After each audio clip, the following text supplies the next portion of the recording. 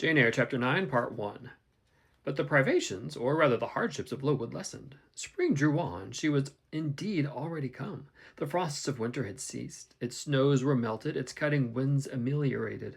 My wretched feet, flayed and swollen to lameness by the sharp air of January, began to heal and subside under the gentler breathings of April. The nights and mornings, no longer by their Canadian temperature, froze the very blood in our veins. We could now endure the play hour in the garden.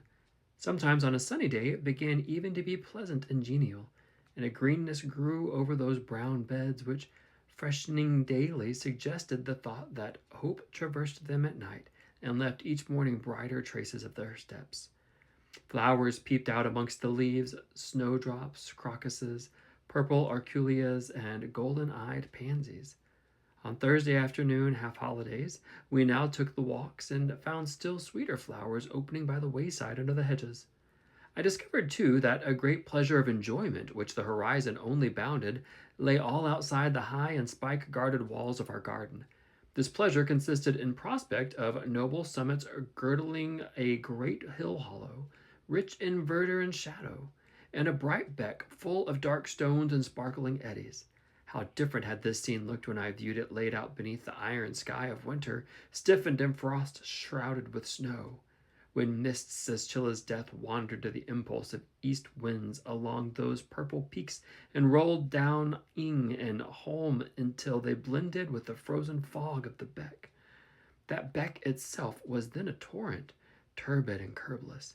It tore asunder the wood and sent a raving sound through the air, often thickened with wild rain or whirling sleet, and for the forest on its banks, that showed only ranks of skeletons.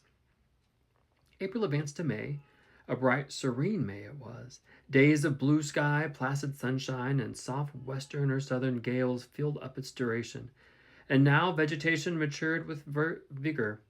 Lowood shook loose its tresses. It became all green and flowery. Its great elm, ash, and oak skeletons were restored to majestic life. Woodland plants sprang up profusely in its recesses. Unnumbered varieties of moss filled its hollows, and it made a strange ground sunshine out of the wealth of its wild primrose plants.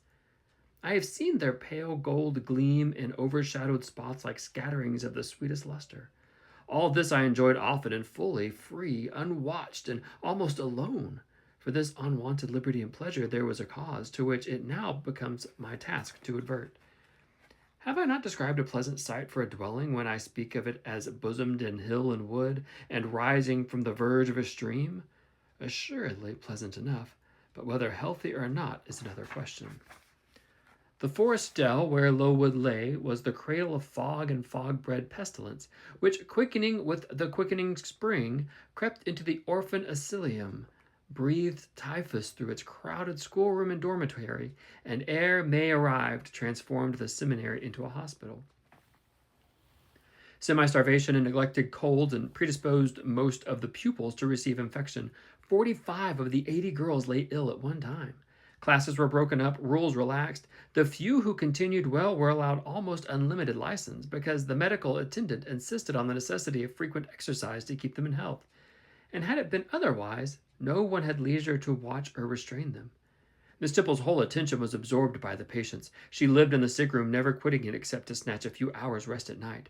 The teachers were fully occupied with packing up and making other necessary preparations for the departure of those girls who were fortunate enough to have friends and relations able and willing to remove them from the seat of contagion.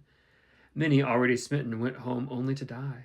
Some died at the school and were buried quietly and quickly, the nature of the malady forbidding delay.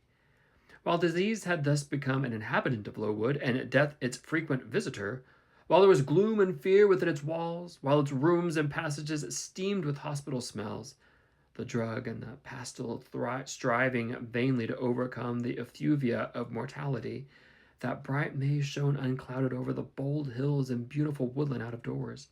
Its garden, too, glowed with flowers. Hollyhocks had sprung up as tall as trees. Lilies had opened. Tulips and roses were in bloom. The borders of the little beds were gay with pink thrift and crimson double daisies.